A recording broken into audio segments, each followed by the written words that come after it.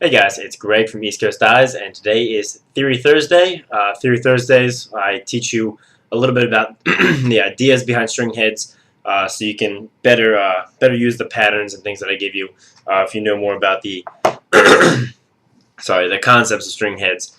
So today we're going to start talking about midfield, heads, and pockets. I know this is a video that a lot of you guys wanted. So like I said in my attack video, I don't like to specify heads, pockets, pocket placement, whip, etc.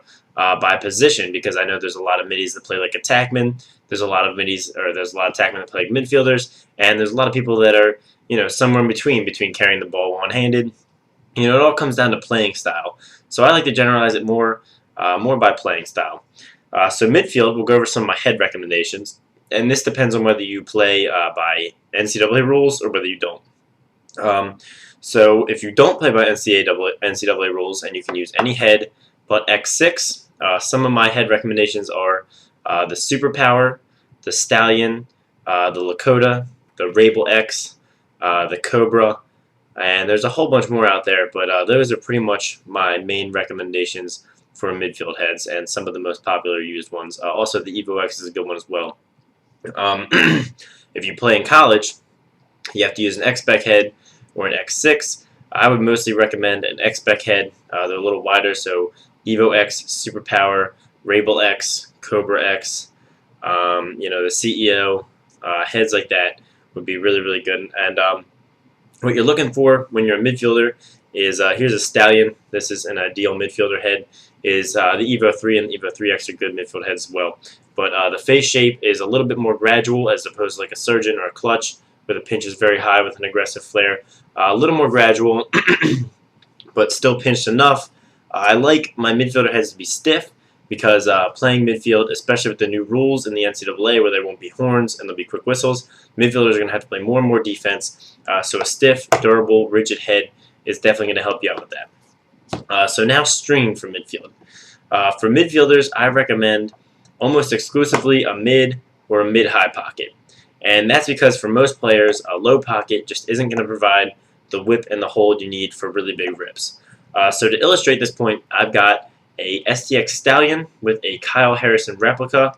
This is the same exact head he uses and the same exact pocket that he uses in the LXM Pro Tour, and it is really characteristic of what I recommend for midfielder pocket. And his style is also representative of what most midfielders like to do: run and gun, dodge down the alley, big alley rips, and big rips from up top. So this head is pretty much a mid pocket that can shift up just a little bit higher. I have a tutorial for this pocket, and I will link it on screen for you guys so you can check it out if you want to string your Stallion just like Kyle Harrison. It has a mid pocket with a really nice channel, and the setup is one nylon and two U's. The nylon is on the 10 diamond row, and then a 6 diamond and a 4 diamond U, and the top string is a 10 diamond. If you wanted to replicate this with a 9 diamond top string, you'd probably do your shooters like I do in my Lakota with the 9 diamond row and a 5 and a 3 U.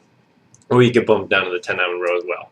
But this is a shooter set that I recommend for people that don't have to play with the NCAA rules, because the mid pocket combined, the mid high pocket combined with this wide 4 diamond U at the bottom is really going to let the ball sit right up there when you're going to crank and release, and just hold there for just a second and really fire out with a lot of velocity. But the channel in this pocket is also going to ensure that your shot and pass is accurate and consistent. So for players that like to dodge down the alley, big rips, from up top and outside shots, a pocket like this is probably what you want to go with. If you like to be a little bit more of a feeder, you could play with a more traditional attack style pocket where it sits down a little bit lower and you might dodge, more traditional face dodges and carry it up and down a little bit more. But for most midfielders, I think that this type of pocket is what's really going to work out. So key points, you want a mid to mid-high pocket.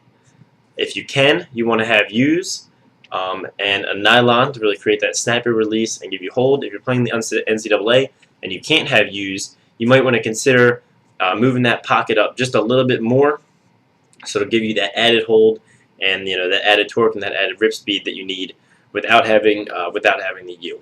So anyway, guys, Thanks for watching this video. Like this video if you liked it. Make sure to subscribe to my channel for more streaming videos and tutorials. And leave me in the comments below what other theory videos you want, as well as for you midfielders out there, what setup it is that you use. So have a great day, guys.